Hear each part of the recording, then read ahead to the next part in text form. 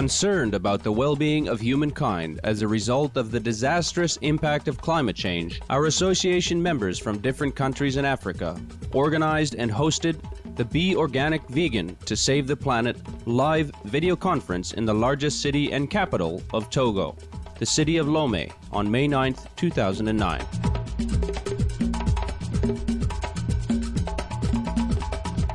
Supreme Master Ching Hai graciously accepted the invitation to be the guest of honor and shared her insights on the issue. Approximately 2,000 participants from all walks of life attended the conference, including important personages such as Mr. Ahume Sunu Silegoji, Secretary to the Presidency, Mr. Leandre Gebenyeji, Representative of the Mayor of Lomé, Mr. Kwabena Owusuk Akimpong, Deputy Minister of Tourism from Ghana, Thomas Tuk, representative of the Cameroon community, Dr. Kwasi Ofe Agiemong, the much-respected vegan naturopath, and Togo's famous singer, Vanessa Waro. The Be Organic Vegan to Save the Planet was broadcast live on Nana FM, Nostalgie, Sport FM in Togo, Hot FM in Ghana, and Tokpa FM in Benin. In appreciation of artistic contribution during the Be Organic Vegan to Save the Planet conference, Supreme Master Ching Hai sends gifts to all performers. For their heartfelt performance, Supreme Master Ching Hai sends her #1 international best-selling books, The Dogs in My Life, The Birds in My Life, and The Noble Wilds to the children. We now invite you to join us for the video conference with Supreme Master Ching Hai entitled Be Organic Vegan to Save the Planet, held on May 9th, 2009 in the city of Lomé, Togo.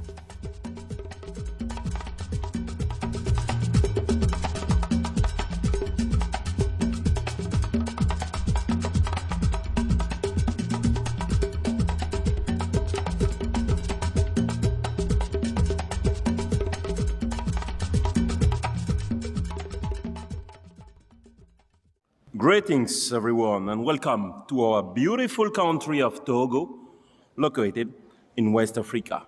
And thanks to all of you, our honorable guests and respected attendees, for joining this Be Organic Vegan to Save the Planet conference. We would also like to welcome those of you who have tuned in via radio and television. We are delighted and honored that you have joined us today and set some of your time to learn more about the threat, cause, and most effective solution to curb global warming. We would like to inform everyone that this conference is being broadcast live and globally on Supreme Master Television, as well as LCF, a television station we can view in all major cities across Africa via satellite. Live broadcasting are also streaming via Nana FM, Nostalgie, as well as Sport FM in Togo, Hot FM in Ghana, and also Tokpa FM in Benin. A warm welcome to all of you who have joined us near and far. Today, some of our distinguished guests here include representing the head of state, President of Togo, President Faure Gnassingbé. We have the Honorable Mr. Ahume Sunu Silegoji, who is the Secretary General to the Presidency. We have also the great honor to have the representative of the Mayor of Lomé, former President of National Assembly, as well as the Deputy Minister of Tourism from Ghana, the representative to the Cameroon community, the respectable naturopath. We will also like to inform you that a collection of photos from Supreme Master Ching Hai, entitled Eden on Earth, is on display in the lobby area. This photo will also be an exhibition from the 9th to the 29th of May at Mexico City at Zapata subway station. We also have the Dog in My Life, as well as the Realization of Health, here at this conference today. Recently, the English version of the Dog in My Life was released in Kenya and is available through Africa House, Inc. They can be contacted in Nairobi at 077 00 22 757. However, Before we formally get started, we first have to welcome all of you warmly in a truly Togolese manner. So let's start our event with our very loved performer, Sojaf, who will perform for you the Kamu dance, which is a traditional dance from north of Kodo. So please, let's welcome the Kamu dance.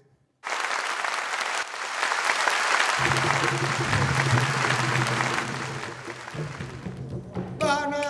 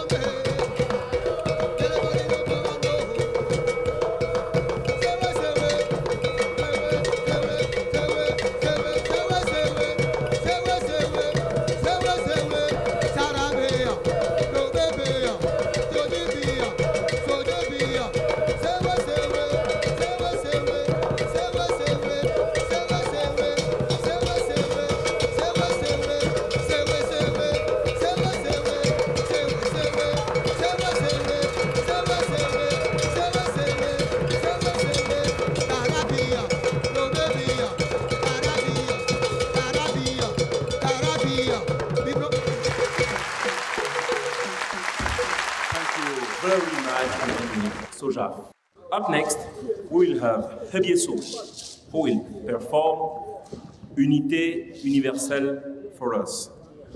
Hebieso is also a well-known cultural dancing group from Togo who has performed in many countries across the globe, such as in Italy, Russia, France, and many countries in Africa.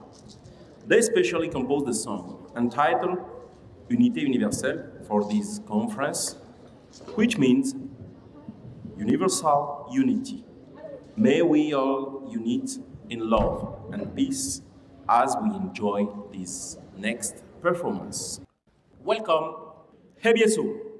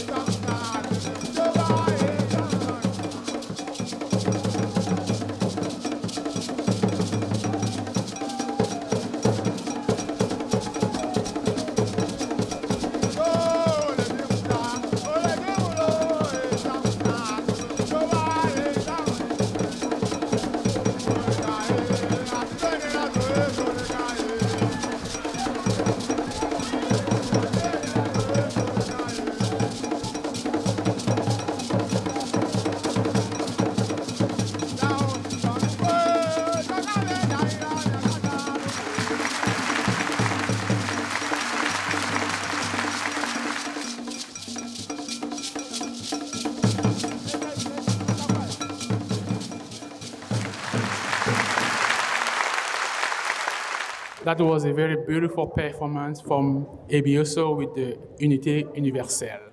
That was really great. We hope that you all enjoy it. Next, we will welcome again the company Sojaf, who will perform a very beautiful choreography, which is originally from the nomadic people from Burkina Faso, Mali, and Niger Desert region. So please welcome the group Sojaf.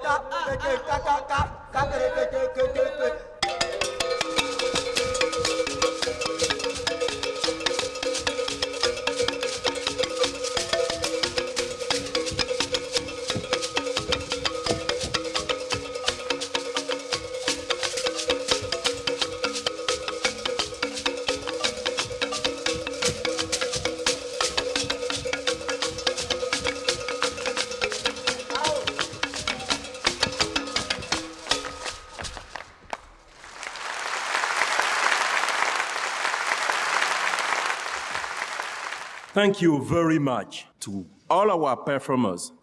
That was very beautiful. We are sure that everyone feels very much at home and happy to be here with us in Togo for this Be Organic Vegan to Save the Planet conference. With this conference, we'll focus on the more important issue touching each of us every day here, which is, of course, the issue of global warming. Many of us are witnessing the impact of global warming, flood, drought, heat wave, and increase in ocean level, all of which seem to be making the news headline on a daily basis recently.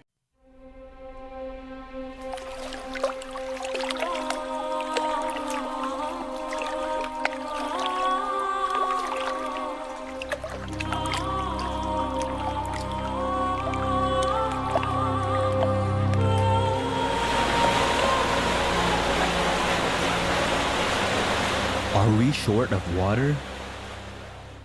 One serving of beef uses over 1,200 gallons of water. One serving of chicken uses 330 gallons of water. One complete vegan meal with tofu, rice, and vegetables uses only 98 gallons of water.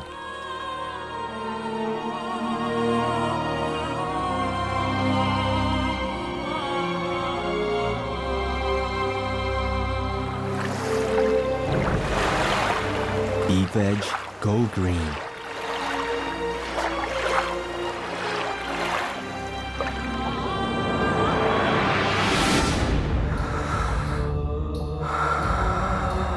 Are we short of food?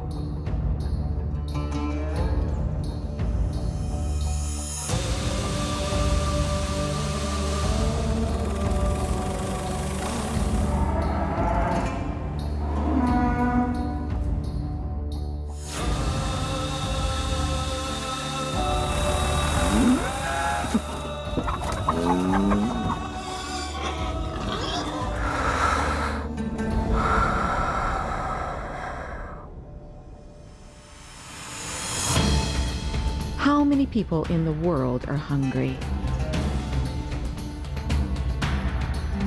923 million people. Grain currently fed to livestock is enough to feed 2 billion people.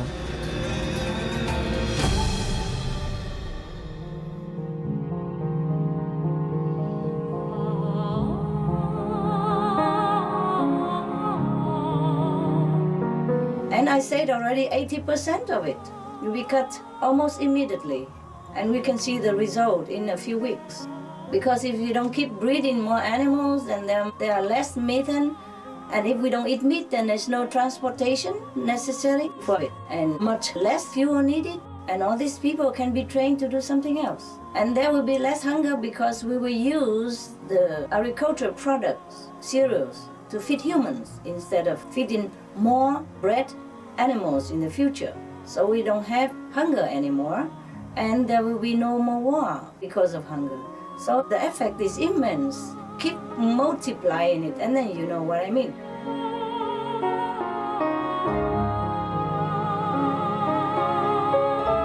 Be veg, go green.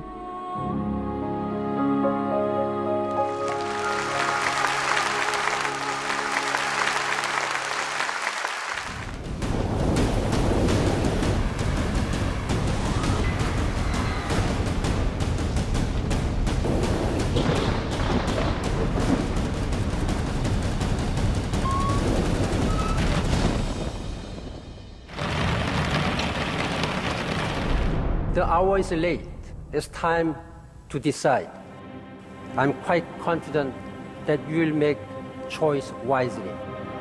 In addressing global warming issues, the scientists have made it quite clear. Climate change as a self-inflicted wound, if you like, can wipe out the very meager assets. We have a climate crisis that is a planetary emergency. We are so close to the red line that perhaps we may wake up tomorrow and find that there's nothing to save after all.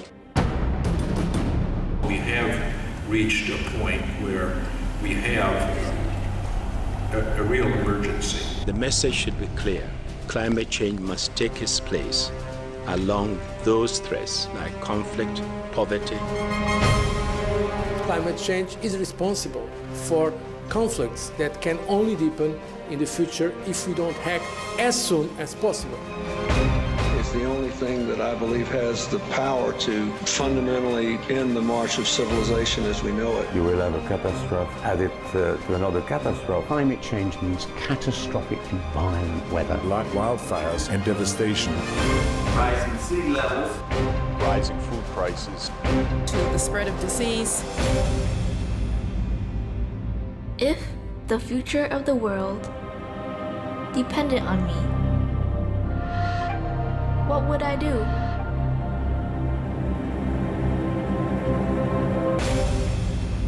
The North Polar ice cap is melting so fast.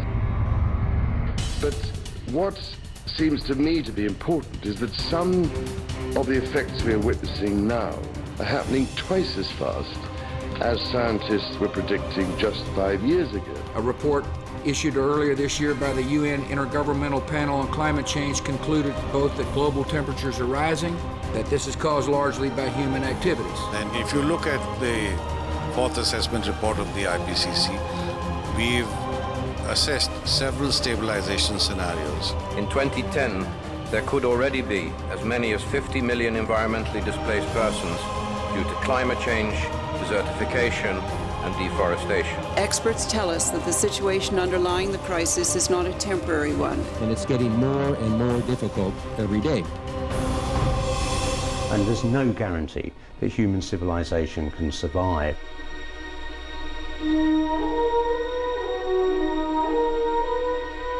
The doomsday clock of climate change is ticking ever faster towards midnight. We are simply not reacting quickly enough. Do we need to move faster to answer the question? Yes, we do, because we have less time than we thought we had. So climate change is obviously going to have a major negative impact. The scale and the pace of environmental change at the beginning of the 21st century are a serious wake-up call to us as human beings on this planet. We know without a doubt that global warming is a reality, and the question today is not is it happening and not is it bad, but what are we going to do about it? We are all part of the problem of global warming. Let us all be part of the solution. The challenge you face is to prove to people that you are serious about adaptation to the unavoidable. Meat production and consumption is hugely intensive in terms of carbon dioxide emissions. More than all cars, trucks and ships added together. Unless we change our food choices, nothing else matters, because it is meat that is destroying most of our forests. It's meat that pollutes the waters. It is meat that is creating disease, which leads to all our money being diverted to hospitals.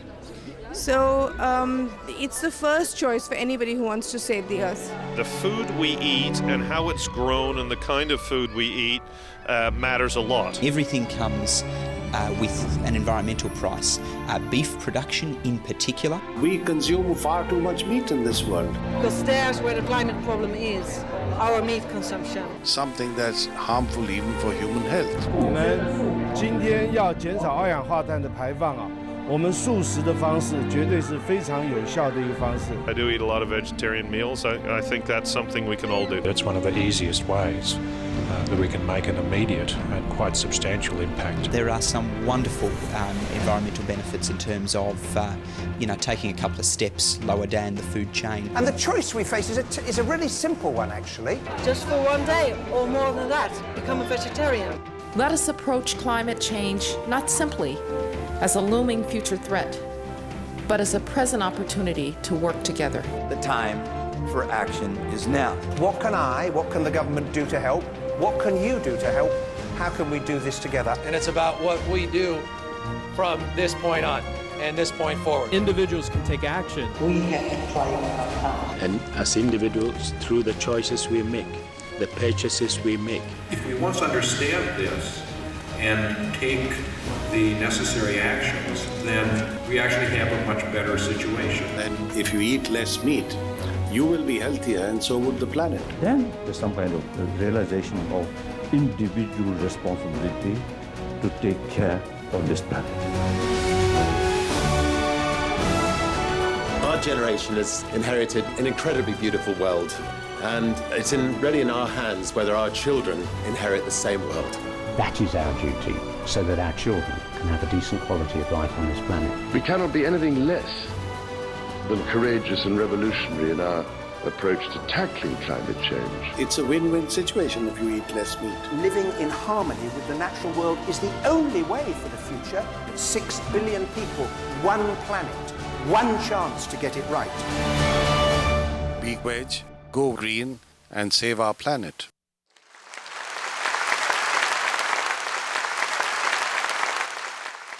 After witnessing the effect of global warming on the planet, we will probably ask ourselves, what can we do? What exactly is the most effective way to save our planet? Actually, this question has been answered by many scientists, institutions, and several organizations. For instance, a report released in 2006 by the United Nations Food and Agricultural Organization, or UNFAO, implied that an animal-free diet is the most effective way to save the planet. Flesh eating is the #1 killer.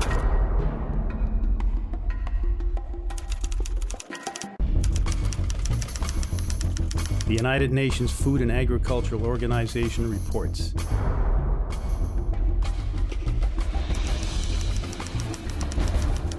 raising animals as livestock is one of the greatest contributors to climate change.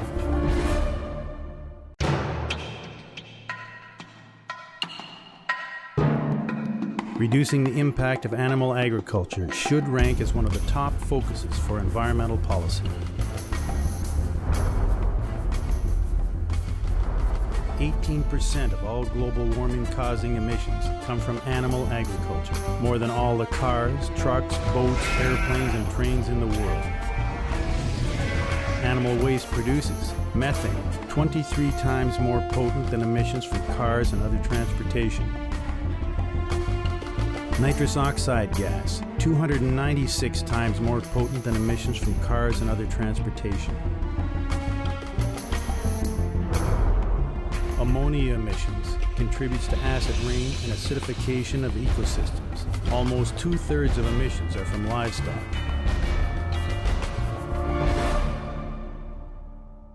Make good news. Be veg, go green. Ladies and gentlemen, it's quite clear that an animal-free or vegan diet would be the fastest and the most effective way to save our planet from global warming. Taking into consideration how herbicide, chemical fertilizer, and pesticide are poisoning our soil, ocean, and river, it's clear that one should follow not only a vegan, but rather an organic vegan diet as much as possible to help save our planet.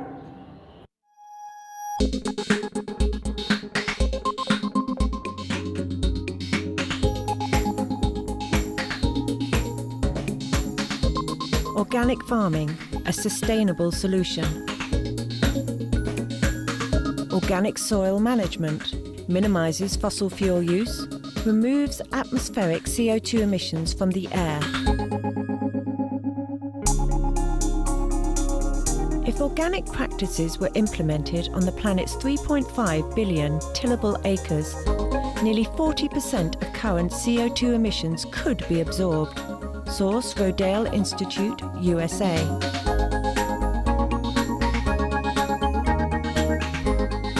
Try organic today.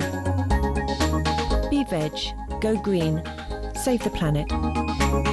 For more information, please visit suprememastertv.com/be-veg. Next up, we have some messages from personages abroad who would also like to share with us what exactly the organic vegan diet is so important. First up, we have the founder and director of Viva, as well as the Vegetarian and Vegan Foundation in UK, Juliet Gellatley.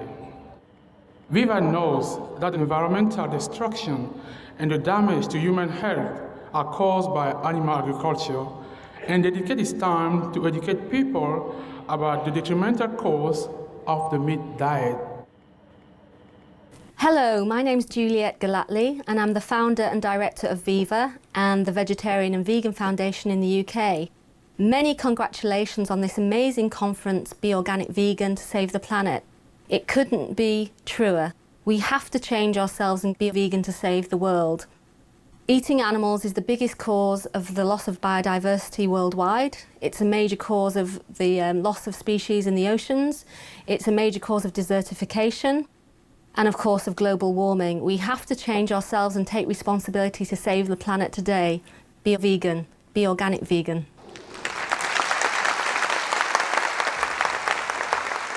Thank you very much, Juliet, for all your outstanding effort in informing the public about the true destruction that the meat diet has on the planet and the pain it causes to our beloved animal friends. Up next, we have a greeting from Formosa by Dr. Liu. Dr. Liu is a renowned Formosan scientist who has done extensive research on global warming, recommends the vegetarian diet is the most effective course an individual can take to halt global warming. Dr. Liu participated in the research and report of the Intergovernmental Panel on Climate Change, which won the Nobel Peace Prize for Al Gore in 2007. Hello, Supreme Master Thanh Hải, ladies and gentlemen. Thank you for inviting me to your conference. I understand this conference is to look into the problem of global warming and also the greenhouse gases, how it's affecting our climate. My name is Xiao Liu, and I'm the director of the Research Center for Environmental Change at Academia Sinica, Taipei, Taiwan. My research has a lot to do with climate change. Especially recently, we have seen some very important results. What we found is the extreme weather is being made much more serious than previous thought. And it has to do with a lot of flooding and also with drought. We found that the heavy precipitation has been increasing globally by almost a factor of 2.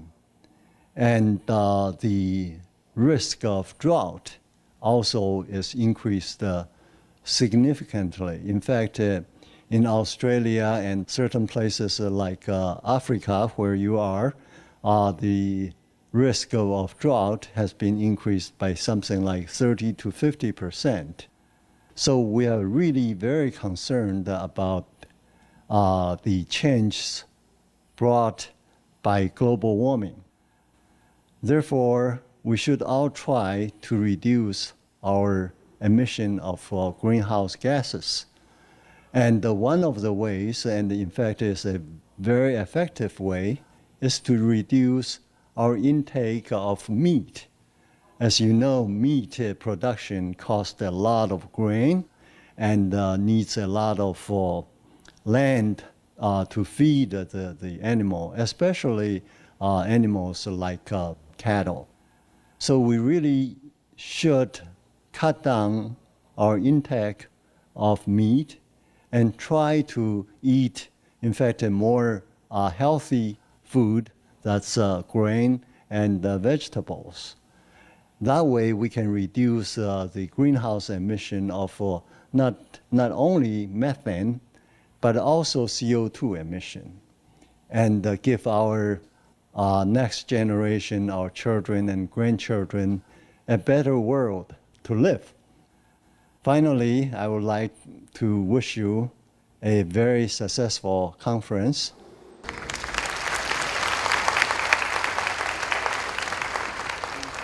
Thank you, Dr. Liu, for informing us about your research on global warming and how the vegetarian diet can help us to curb global warming. All the way from Japan, we have Mr. Jack Bears, Managing Director and co-founder of Alishan Pty, a vegetarian and vegan food importer and distributor. Mr. Bears shared with us why an organic vegan diet is so important to help save our planet. Greetings to Master Ching Hai and all the attendees. My name is Jack Bayless. I was born in America and have spent most of my life living in Japan, where I've been involved in the organic and vegetarian food system. When I heard the title of this conference, I was reminded how a vegetarian diet is good for the planet and a meat-based diet is bad for the planet. When I look at Africa, I realize that Africans traditionally have had a very high percentage of their diet based around plant matter. While when I look at the West and I see an excessive consumption of meat, meat that requires massive amounts of petroleum and water inputs to be produced and distributed to the people. A meat-based diet that also does the people who eat it no good, that affects their health in a negative way. I come back to Africa and I think they're mainly plant eaters. That's a much better way to go. There may be disagreements as to what has caused global warming and what responsibility man has for that, but I don't think there's any disagreement that man, as the one at the top of the food chain, can alter his actions to try and contribute to saving the planet from global warming. That if each of us adopts a diet that does not have a large carbon footprint, that does not require large amounts of petroleum, that is ecologically sound, that each of us in our own daily choices can come up with ways of helping the planet. And I think that's what we all need to do. An additional point about how we can help the planet deal with global warming is the fact that an organic diet, one that is not based on pesticides and artificial fertilizers, that's based more on natural organic farming methods, has a much smaller carbon footprint. We are not pumping petroleum to create fertilizers and pesticides to grow crops. That an organic diet contributes to a solution. A traditional chemical-based diet is part of the cause of the problem. So, organic vegetarian is win-win. Both of those actions contribute to a food system that does not put strain on the environment. And it's strain on the environment that leads to global warming. And it's strain on the environment that makes it harder for man, no matter what the environment they live in, to live successfully and peacefully. So that all of us, all of you at this conference, are working at an idea that will benefit all of us. That is, an organic and vegetarian diet does help the planet. It will help save the planet. So, for this conference, I wish everyone best wishes, good luck, have a successful conference, and you have the right idea. Thank you.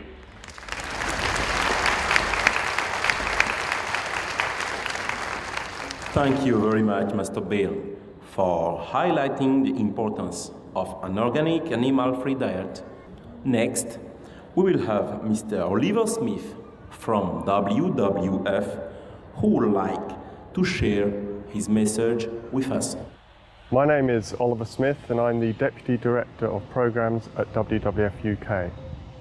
I'd like to send my greetings and best wishes to your conference, Organic Vegan to Save the Planet, taking place in Togo.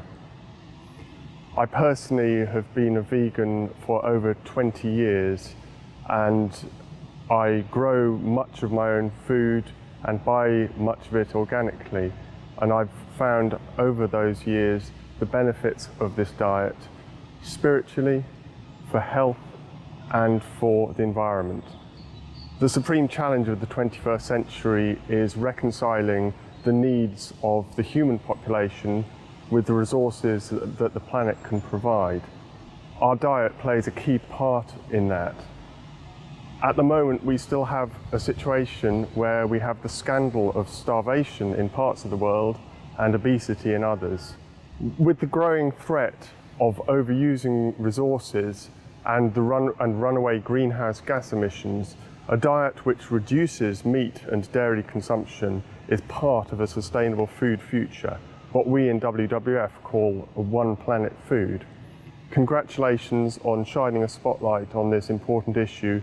WWF wishes you the best with your conference. Be veg, go green, save the planet.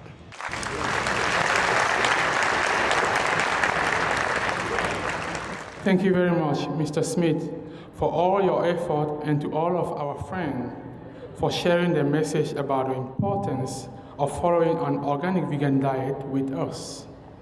We would also like to invite our guest speakers here to share the message with us. First up, we have the Honorable Mr. Alonso Sourou Lucien, Head of Prospecting and Development of Louémé and Plateau Department in Benin. He is also a vegan. Welcome now, Mr. Lucien. Avec tout le respect que je dois à cette auguste assemblée, je voudrais vous remercier d'assister à cette conférence dans cette prestigieuse salle de conférence du Palais des Congrès de Lomé. En fait, le thème, c'est le réchauffement climatique. Quelle solution durable pour l'humanité? Vous avez déjà entendu beaucoup dans cette salle. Alors, la présentation va être faite autour de 3 points, à savoir qu'est-ce qu'on entend par réchauffement climatique, quelles sont les causes de ce réchauffement, quelles solutions pour s'en sortir de façon durable. Alors, en guise d'introduction, je dirais tout simplement que notre monde est aujourd'hui confronté à des phénomènes bizarres. Et je pèse mes mots, dont les manifestations constituent de sérieuses menaces à la vie. Des choses bizarres, vous en avez entendu en provenance du Mexique. Des choses bizarres, vous en avez entendu depuis un bout de temps, à savoir le réchauffement climatique. Alors, le réchauffement climatique, depuis ces 25 dernières années, c'est devenu un gros sujet d'actualité, un gros sujet de préoccupation. Alors, ça rend de plus en plus perspective les difficultés que nous avons, que nous éprouvons nous-mêmes, qui créons le problème à respirer, rien qu'à respirer, ce que Dieu nous a le plus donné. Alors, le graphique que vous allez suivre va nous édifier un peu plus pour voir à quel niveau on se trouve. Et lorsque vous regardez de près ce graphique, il est intitulé les 10 dernières années les plus chaudes, depuis 1980 à 2008. Les 10 dernières années, en fait, quand vous les regardez, et également c'est par rapport à la moyenne depuis 1800 que nous avons obtenu des écarts importants en termes de température. Et lorsque vous regardez très bien, on n'a jamais eu autant d'écarts, autant d'ajouts de température à notre atmosphère. Et vous regardez la seule année de 1998, nous avons un écart de 0,55 degrés. Alors, on n'a jamais eu ça dans l'histoire de notre planète. Et vous savez ce qui s'est passé, où on a eu des morts, on a parlé de canicule. Eh bien, les 10 dernières années, c'est vraiment à notre ère, à notre époque qu'on les retrouve. Et c'est vraiment, ça devait nous donner à réfléchir, qu'est-ce que ça va être demain. Alors, en résumé introductif, je voudrais dire simplement que Et l'élévation de la température moyenne du globe entre 1906 et 2005 est estimée à 0,74 degrés C, dont une élévation de 0,65 degrés seulement durant la période 56-2006. La température moyenne planétaire de 2001, pour vous donner une idée, de 2001 à 2007 est estimée à 14,44 degrés Celsius, soit 0,21 degrés Celsius de plus. Donc on en a eu un ajout de 91 à 2000, de 0,66 degrés. Alors maintenant, c'est quoi le réchauffement climatique? On en a parlé déjà ici. Le réchauffement climatique, on l'appelle aussi réchauffement planétaire ou réchauffement global. C'est un phénomène d'augmentation de la température, c'est ce qu'on voit le plus. Alors la température des océans augmente, la température de l'atmosphère également, et à l'échelle mondiale et sur plusieurs années. Et donc c'est ce qu'on observe. Mais par la suite, on a constaté que en observant cette augmentation de température, ça crée des distorsions au plan climatique. Et vous savez, le climat, c'est essentiellement 3 éléments. C'est les précipitations, c'est les pluies, la neige et autres, c'est les vents et c'est également la température. Alors donc, on a observé de gros changements là-dessus. Alors ce qu'on observe ces dernières années, c'est beaucoup de changements observés dans le monde et qui confirment l'existence d'un réchauffement climatique planétaire. Alors, qu'est-ce qu'on observe essentiellement au cours de notre siècle? Nous avons que le climat qui subit de profondes perturbations cycliques inquiétantes. Alors, plusieurs perturbations sont observées au niveau du climat. Il suffit de regarder autour de nous où les saisons pluvieuses n'arrivent jamais à temps ou arrivent à contre-temps. Et la saison sèche qui peut-être s'étale beaucoup plus pour ce qui nous concerne en Afrique. Nous avons remarqué également qu'il y a la fonte de la glace, de la banquise dans l'Arctique. Nous avons également un recul des glaciers. On prédit même que dans l'Himalaya, les glaciers auraient disparu, les glaciers de montagne auraient disparu d'ici à 50 ans. Et nous avons la chorologie, c'est-à-dire que les espèces vont migrer d'un espace où ils sont censés vivre, où elles sont censées vivre, s'il vous plaît, vers un autre espace. Et je prends le cas que des moustiques, par exemple, qui vont peut-être migrer maintenant vers l'Europe, où on va créer des cas de paludisme. Et nous pensons également que ça va créer beaucoup de distorsions également au niveau, disons, de l'écologie, de l'équilibre écologique, du système écologique. Alors nous observons également ces derniers temps qu'on a des cyclones tropicaux. C'est vrai, le nombre n'a pas évolué, mais ces cyclones sont devenus de plus en plus violents. Et vous avez, en suivant la télé, c'est vrai qu'à notre niveau, on n'a pas vécu les cyclones, mais on vit de grands vents. Et les cyclones, c'est un peu, disons, la conséquence du réchauffement de la mer, puisqu'il est démontré que dès qu'on a 37 degrés de température au niveau des océans, on provoque naturellement des cyclones qui même deviennent de plus en plus violents. Alors, quelles sont les causes du réchauffement climatique? Eh bien, vous en avez entendu parler tout à l'heure, avec beaucoup d'éminents orateurs qui ont démontré cela. Alors, le climat répond à un certain nombre de phénomènes. Mais lorsqu'on revient au réchauffement climatique, on a ce réchauffement qui est dû essentiellement à ce qu'on appelle l'effet de serre additionnel. En fait, l'effet de serre, c'est un phénomène naturel. Mais il y a un effet de serre additionnel qui vient provoquer le réchauffement climatique. Et les gaz qui provoquent cela, c'est le dioxyde de carbone, on a le méthane, on a le monoxyde d'azote et on a également l'ozone. Alors ce sont ces gaz-là qui, en fait, créent le réchauffement. Alors donc, et lorsque on regarde l'effet de serre additionnel, c'est beaucoup plus les hommes. C'est beaucoup plus les activités anthropiques qui en ajoutent. Donc, c'est l'homme, en fait, au finish, qui est responsable du réchauffement climatique que nous vivons aujourd'hui. Et en ce qui concerne ces gaz à effet de serre, c'est surtout le carbone, le CO2, donc le dioxyde de carbone, qui est en grande partie responsable de ce gaz à effet de serre. Et nous en produisons énormément. Et on a parlé de l'élevage tout à l'heure, on a parlé de notre façon de consommer, par exemple, les énergies fossiles, par exemple. Alors, ce qui est clair aujourd'hui, et vous avez vu un peu l'unanimité qui se fait autour de la question, ces 50 dernières années nous ont donné une idée nette, une idée très claire de ce que c'est que le réchauffement climatique. Alors, également, les causes, les deux dernières causes que je vais vous énumérer, c'est la combustion des fossiles, des combustibles fossiles, notamment le carburant, de toutes sortes que nous utilisons, qui est cette énergie qui est en grande partie également responsable de la production du gaz carbonique. Alors, il reste également la déforestation. Nous avons parlé de l'élevage qui contribue à déforester, mais également qui contribue à produire d'autres gaz à effet de serre. Alors, pour ce qui nous concerne, alors qu'est-ce qu'on doit faire? Il y a beaucoup de propositions qui sont passées. Je vais m'en tenir à quelques-unes, à savoir la première chose, c'est qu'on puisse changer notre façon de consommer, notre façon de produire. Alors, dans un premier temps, pourquoi pas, les gens l'ont dit avant moi, adopter une agriculture biologique. Alors, pour ce qui concerne cette agriculture, on la compare à l'agriculture qu'on a appelée conventionnelle, c'est-à-dire ce dont on a convenu pour nous nourrir et nourrir le bétail. Cette agriculture conventionnelle qui nous crée le plus de nuisances aujourd'hui.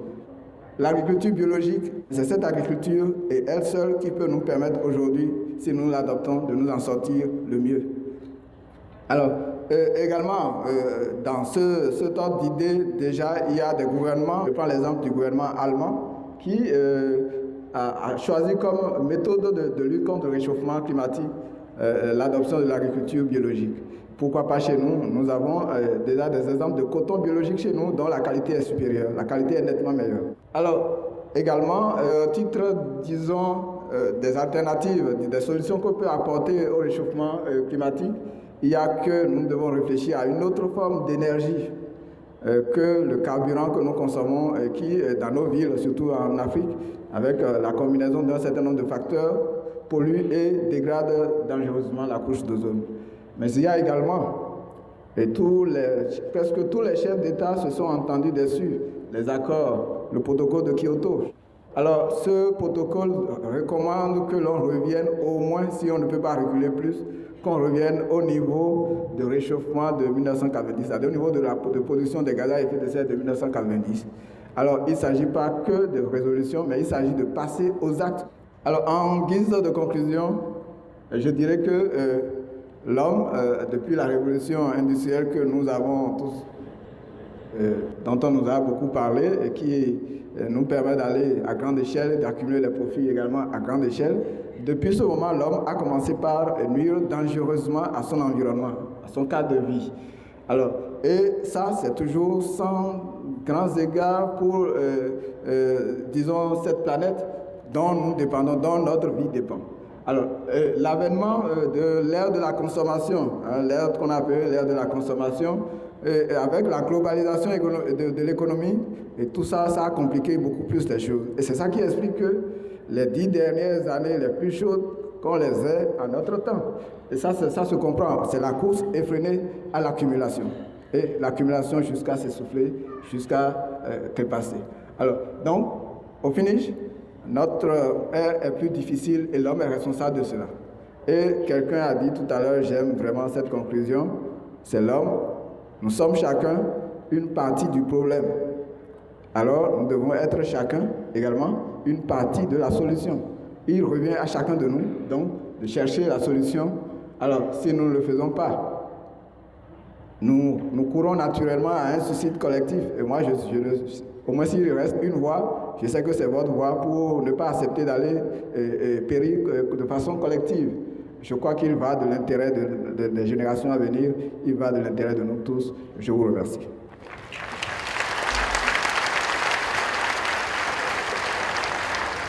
Thank you very much, Mr. Lucien, for sharing your important message with us. The next presentation is from Dr. Ofe Kwasi Ageman, a renowned naturopath from Ghana, who would like to tell us more about global warming, the health of our planet, and that of ourselves.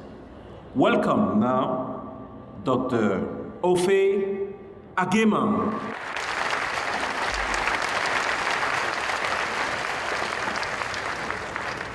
Good evening to you all, and I salute you all for your presence here as participants in this conference.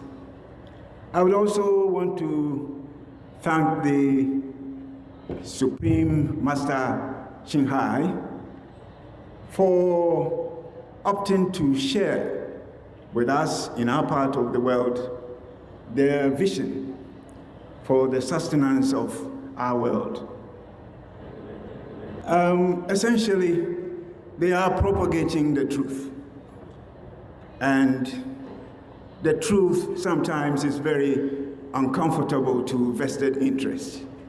But we need to struggle because we are living in a world of difficulties.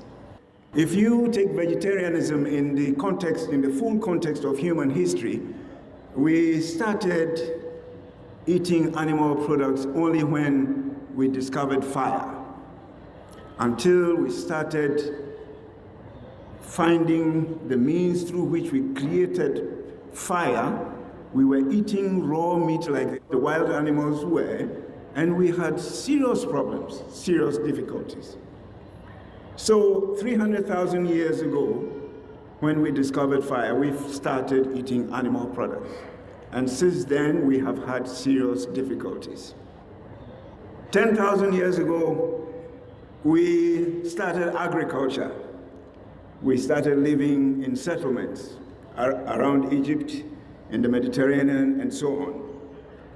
Now, today, we have institutionalized the consumption of animal products in the name of a balanced diet. And so, whenever we are at table, we're supposed to eat animal products to sustain our protein intake. That is an untruth. There are proteins in all foods. There are proteins in all fruits. There are proteins in all vegetables. And besides, the most important thing is that we need to digest our food. Now, when you take animal products into your system, what happens is that the food is indigestible. Animal products are solid in our circulation, in our bloodstream. So that accounts for the incorrect circulation of which we have developed all the diseases that we are contracting today. So, my brothers and sisters, the onus lies upon us. It is incumbent upon us, those who have experienced the effect of food in our system, to propagate the message. We do not have to keep this message to ourselves.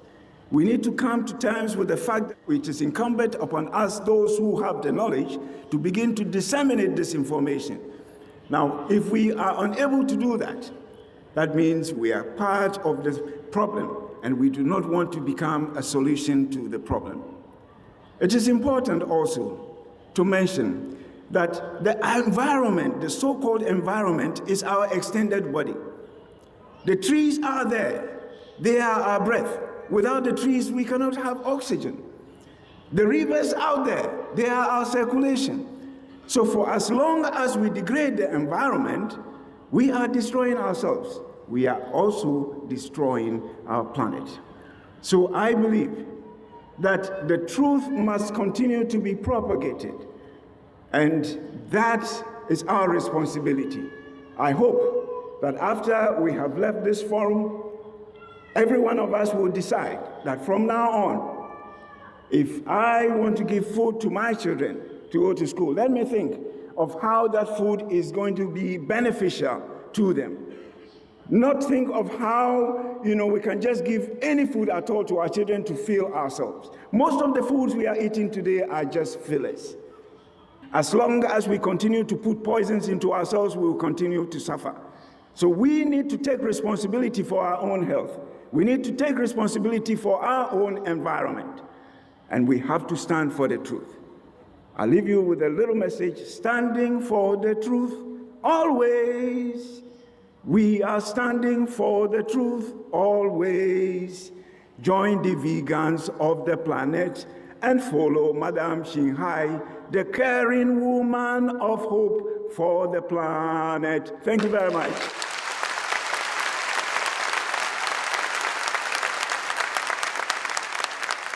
Thank you very much. Thank you very much, Dr. Ofe, for spreading the beneficial news about the important message of vegetarianism to everyone. May heaven continue to bless you in your noble endeavor.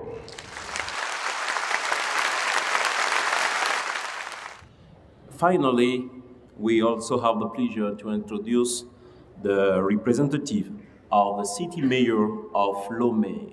So now, welcome. On behalf of the mayor of Lomé, his representative, welcome him on stage with big applause. Thank you.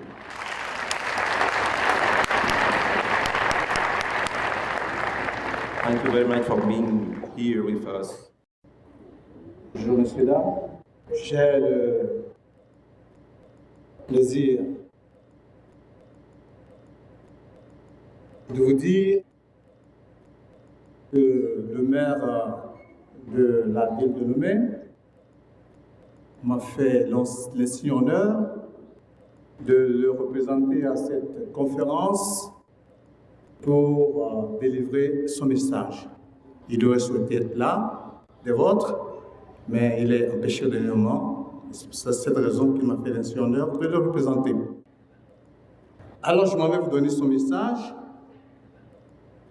Excellences, Messieurs les ministres, Excellences, Monsieur le secrétaire général de la présidence, honorables députés à l'Assemblée nationale, honorables personnalités représentant les institutions et organisations internationales, vénérables chefs traditionnels, mesdames et messieurs les représentants de la société civile, distingués invités, mesdames et messieurs.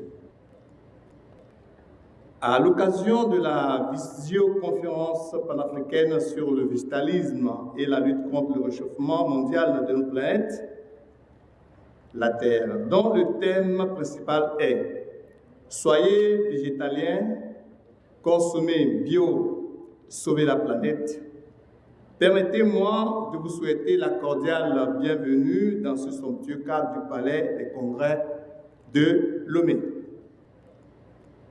Je me réjouis tout particulièrement de l'opportunité privilégiée que représente pour moi cette tribune pour lancer un appel retentissant à l'engagement et à la participation de tous les citoyens d'Afrique, à quelque niveau qu'ils appartiennent, aussi bien les gouvernants que les gouvernés, pour faire de nos espaces de vie des villes et des campagnes harmonieuses.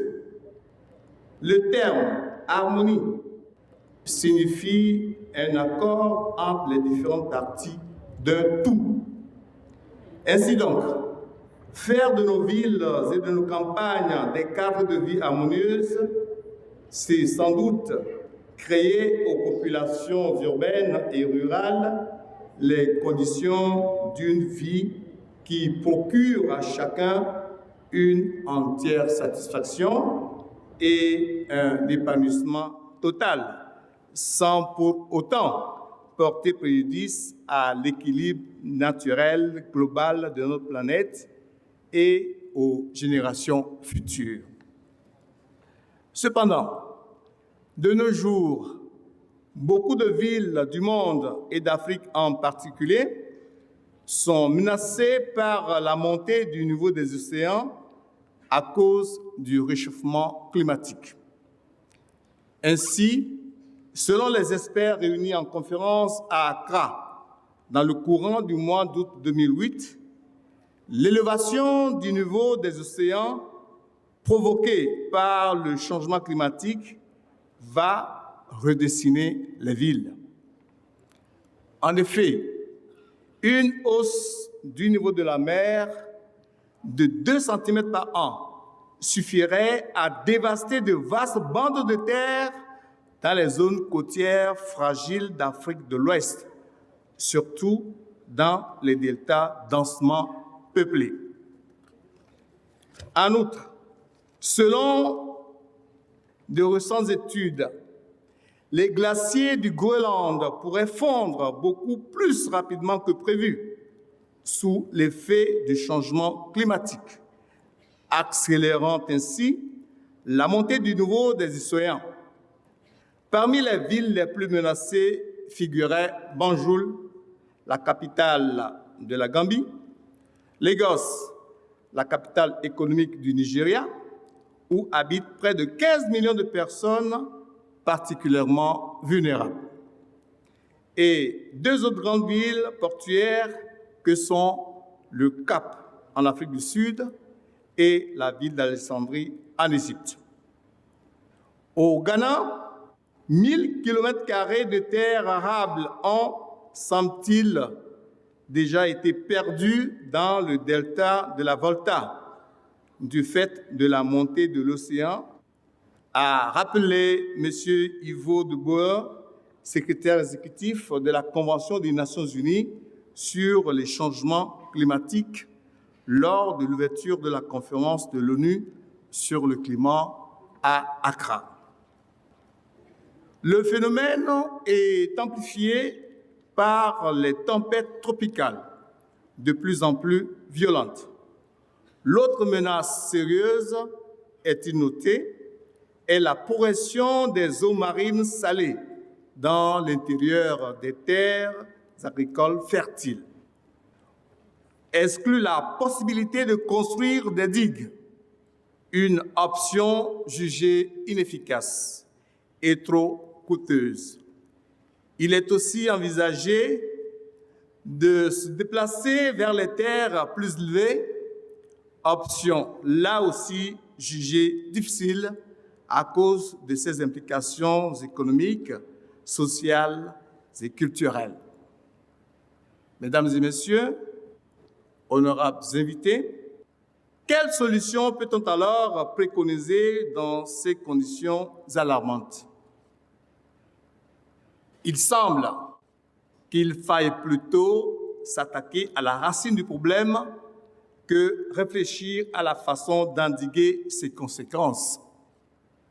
Grâce à cette approche, des pas importants pourraient être vite affranchis dans la voie d'un développement durable, dans l'intérêt de notre planète et de ses habitants. Aussi, ne faudrait-il pas perdre de vue que les conditions indispensables à une vie harmonieuse et équilibrée sur notre planète, la Terre, nécessitent l'engagement de tous. Je lance donc un appel solennel à tous les acteurs, où qu'ils se trouvent, pour prendre à cœur les problèmes de réchauffement de notre planète et poursuivre les efforts en vue de faire d'elle une terre harmonieuse où il fait bon vivre. Je vous remercie.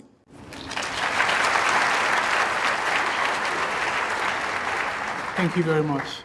Thank you very much, Mr. Leon Benjeji, for your beautiful speech.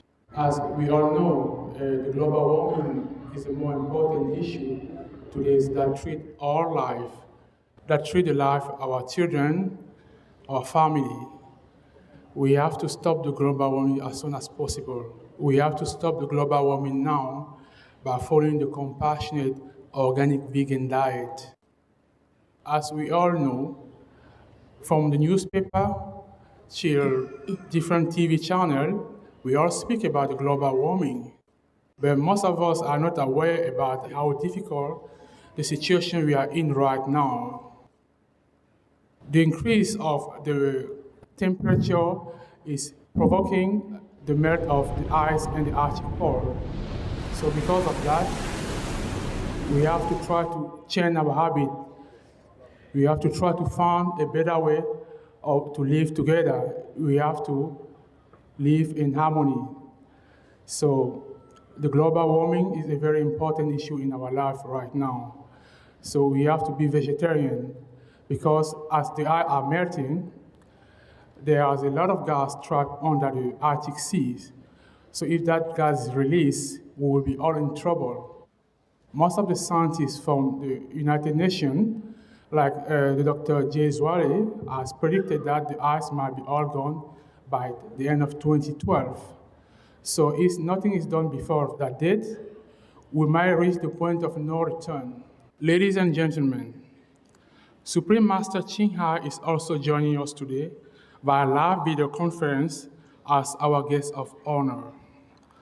After more than 20 years of sharing her wisdom, love, and insights across all cultural boundaries, Supreme Master Ching Hai continues to dedicate her time and effort to enhance the life of all beings.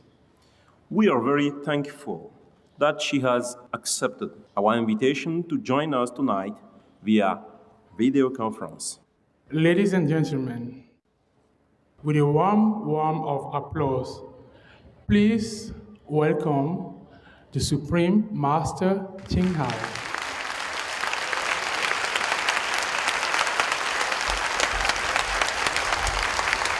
Allô. Hello, Master. Bonjour tout le monde. Thank you so much for joining us. We are very honored that you are attending this Be Organic Vegan to Save the Planet conference here in Lomé to discuss climate change and most important solutions to curb it. Thank you. Bonjour, merci. Thank you. Thank you for this honor. Master, I would like to welcome you on behalf of everyone of here, all our viewers from Supreme Master Television, as well as LCF, a satellite station airing across all major African cities. Also on behalf of all our listeners in Togo, Nana FM, Nostalgie, and Sport FM, in Ghana, Hot FM, as well as in Benin on Top FM, who would like to welcome you to this conference. We have so many beautiful guests here today. We also have some VIP from Togo, Ghana, and Benin. Supreme Master Ching Hai, we would also like to introduce our distinguished guest here to you. The first one is representing the head of state. He is the Honorable Secretary General to the Presidents, Mr. Aumezunu Selegogi is here. Thank you very much for joining us. Thank you very much. We have also the representative of the Mayor of Lomé, Mr. Benyedi is here also. We have former President of National Assembly and also former Prime Minister of Togo, Dr. Abayomi Mensah-Proto is here also. We have also the Consul of the Republic of Guinea. Thank you for being here.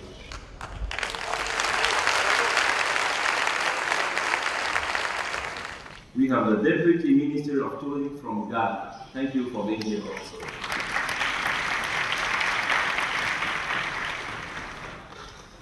We have the representative of Cameroon community here in Togo. Thank you for being here. We have the respected naturopath, Dr. Ofe. We are listening to him here. Thank you for being here.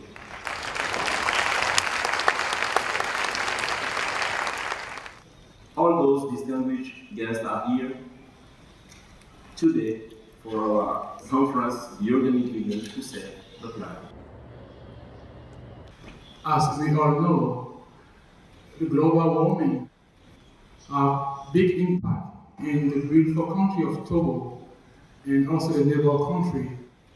We already witnessed a few months ago the rise of sea level in Togo, especially the city of Lomé, which has caused a lot of damage, also on the neighbor country. So because we are aware about the situation, we have to immediately take action to follow the most effective and the most efficient path so that we can stop global warming. Master, we are all very happy that your books are now available in Kenya as well in Togo, Africa. We would like to share the following message from Kenya and Nairobi regarding the recent release of the document My Life from Nairobi, Kenya.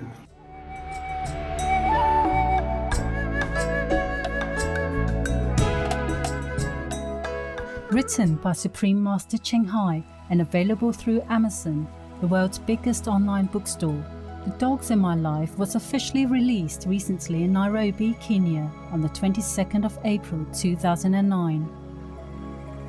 This was the first time that Supreme Master Ching Hai's publication, after being introduced in Asia, America and Europe, met the vast majority of readers in Africa. The Dogs in My Life is a detailed life record between Supreme Master Ching Hai and her adopted canine companions. In addition to the great response from many countries around the world, it attracted much attention at the book premiere held in Buruburu, a gathering centre for residents in Kenya. This very first-time publication of The Dogs in My Life in Africa conveys Supreme Master Ching Hai's love and care for our animal friends and demonstrates how we should take care of them through her own example. Dr. Christopher Niamai, teaching at the University of Nairobi, shared his opinion on vegetarianism and global warming. I have looked at the books which have been read here. In my opinion, they are quite inspiring in the sense that they are touching on important issues. When you think of the global warming, to me, I think it's an issue which is already touching the world. Here in this country, in Kenya, for example, we have missed rains in the normal season. So there's a lot of famine, a lot of anger, and people are seeking reasons as to why this is happening. So I think that the books that are being presented here are addressing some of these important issues in this day and time. And therefore, I feel encouraged that an issue like this can be brought to the public awareness so that they can look at these issues, get informed. The Noble Wilds and the Realization of Health in the English version, as well as The Birds in My Life in the French version, are available now in Kenya as well as Togo, Africa. We wish Supreme Master Ching Hai's books are all bestsellers and that all humans and animals will happily live together.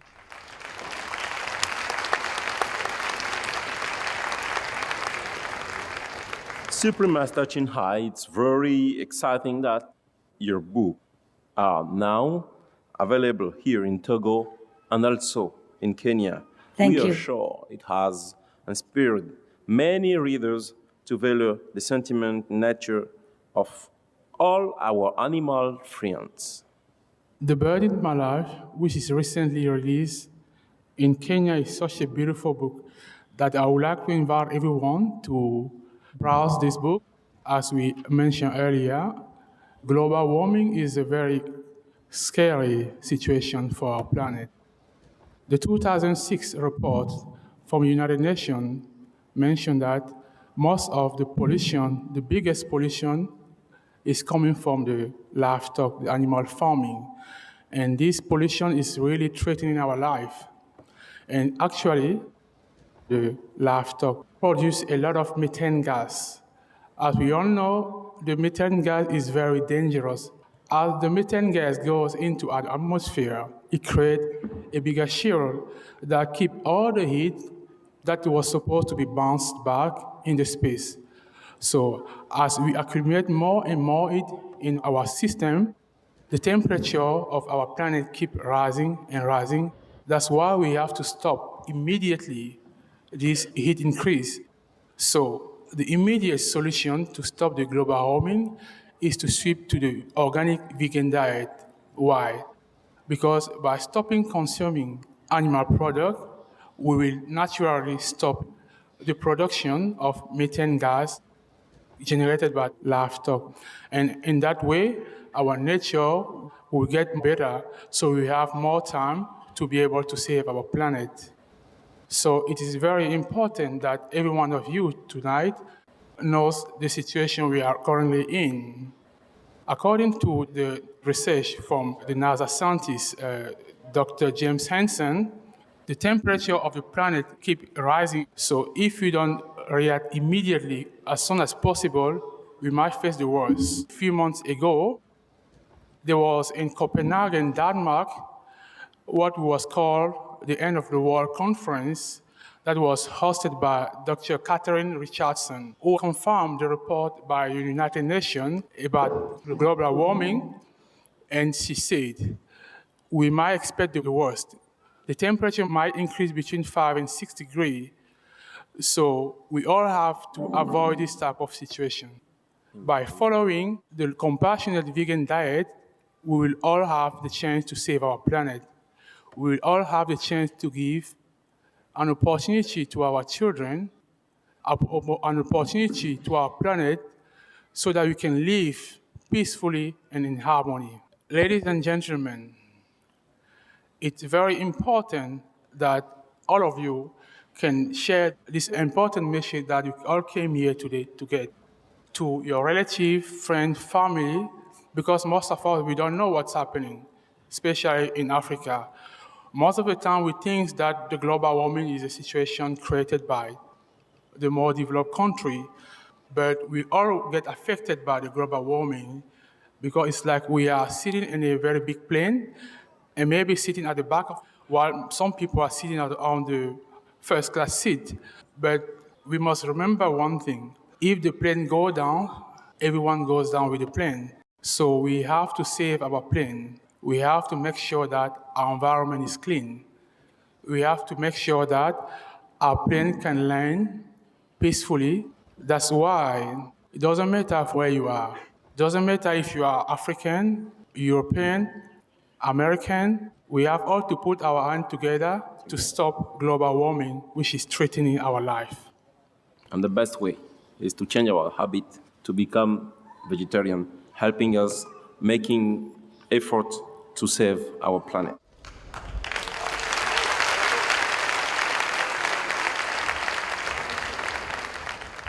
The first question is from Mr. Asaru Waru.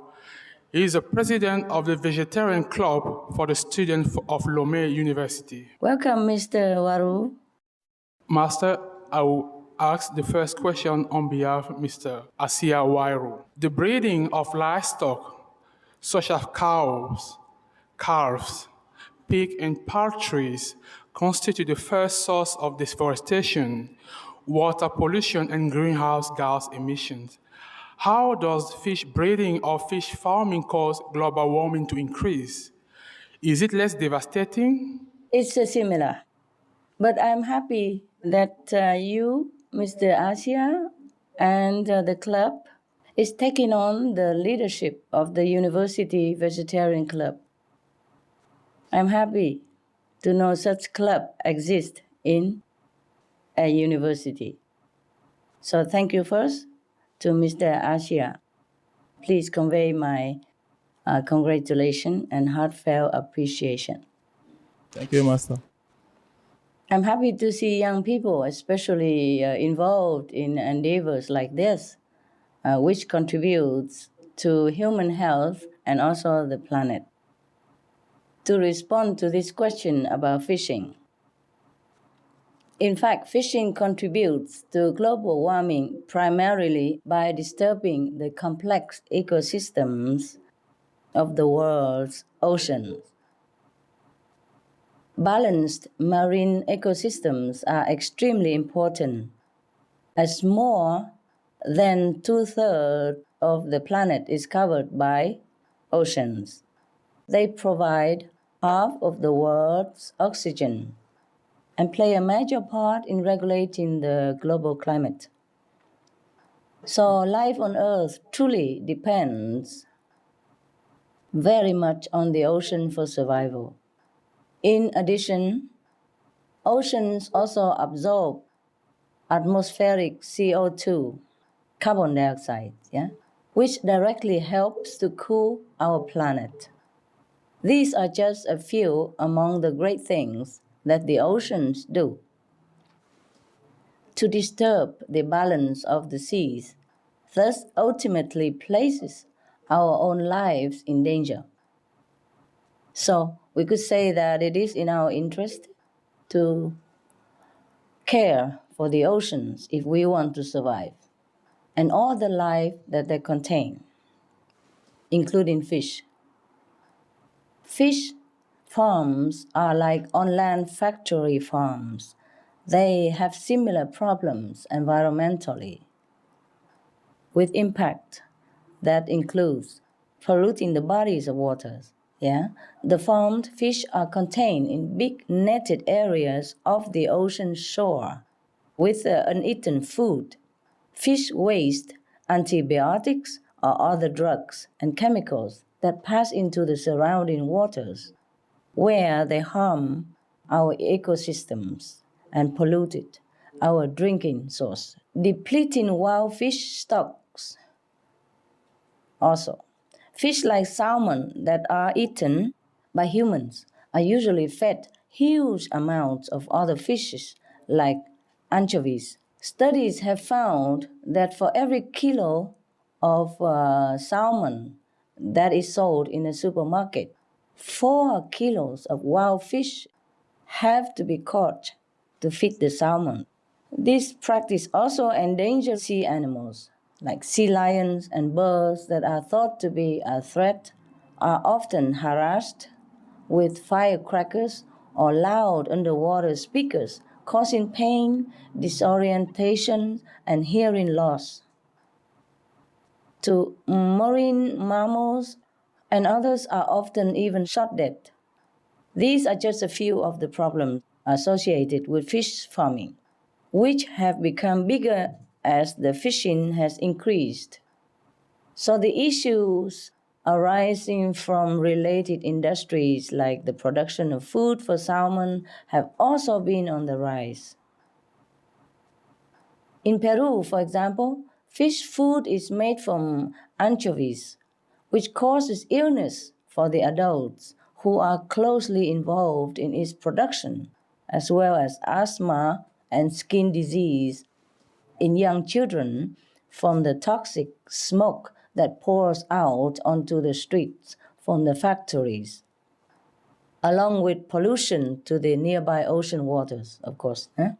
This fish production also affects bird population, with some like the guano bird having declined by 90% in number. So the result is that consumers can buy cheap fish, but it comes with a very heavy, expensive cost to our children's health and a degraded environment. Meanwhile, if we say that the ocean ecosystems are dependent on fish populations to be balanced, then those ecosystems are extremely imbalanced right now. Scientists estimate that more than 90% of the ocean's big fish have disappeared over the last 50 years due to commercial fishing. They warned that at the present rate of fishing, there will be a global collapse of all species being fished by 2050, and say that recovery efforts need to be started immediately. So what we are seeing from these fish and marine life are signs of distress. And from the oceans themselves, we are seeing other signs such as warming temperatures, rising sea levels, increasing acidification, and terrible levels of pollution. So global warming is affecting the oceans, which in turn is affecting the fish. This is an equally urgent situation as the one presented by livestock industry. And it has the exact same solution. Stop eating the flesh, stop killing for food, stop eating the fish. This will help restore the balance of both the ocean and land immediately. Fish are God's creations that we should also care for, respect, protect, not to eat. We should be looking for ways to help the fish, to protect them and all the marine life from the devastating effects of climate change. Once we start thinking in this way, we are in a better position for ourselves, for the fish, and for the planet. Thank you. Thank you, Master. Thank you, Master. You're welcome, love.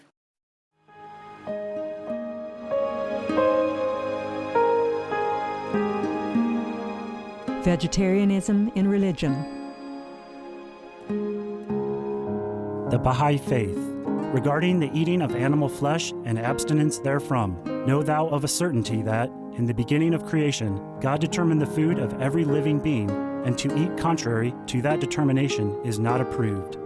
Selections from the Baha'i writings of some aspects of health and healing. Buddhism. All meats eaten by living beings are of their own relatives. Lankavatara Sutra.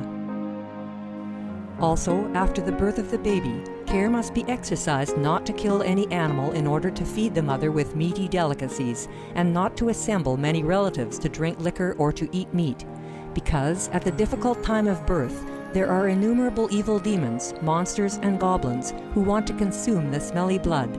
By ignorantly and adversely resorting to the killing of animals for consumption, they bring down curses upon themselves, which are detrimental to both the mother and the baby. Ksitigarbha Sutra.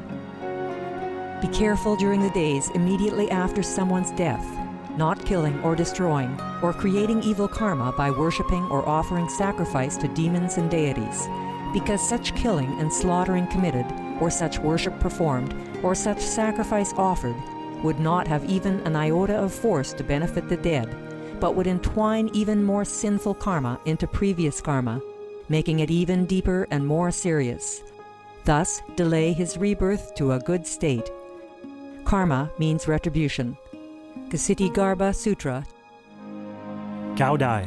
The most important thing is to stop killing, because animals also have souls and understand like humans.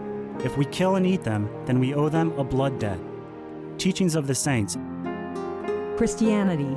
Meats for the belly, and the belly for meats, but God shall destroy both it and them. Holy Bible. And while the flesh was yet between their teeth, ere it was chewed, the wrath of the Lord was kindled against the people, and the Lord smote the people with a very great plague. Holy Bible. Confucianism. All men have a mind which cannot bear to see the sufferings of others. The superior man, having seen the animals alive, cannot bear to see them die. Having heard their dying cries, he cannot bear to eat their flesh. Mencius. Essenes. I am come to end the sacrifices and feasts of blood, and if ye cease not offering and eating of flesh and blood, the wrath of God shall not cease from you. Gospel of the Holy 12.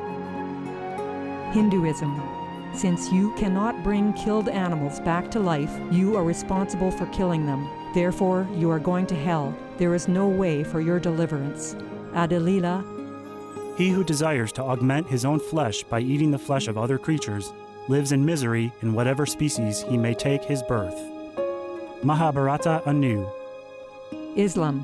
Allah will not give mercy to anyone except those who give mercy to other creatures. Hadith. Do not allow your stomachs to become graveyards of animals. Hadith. Jainism.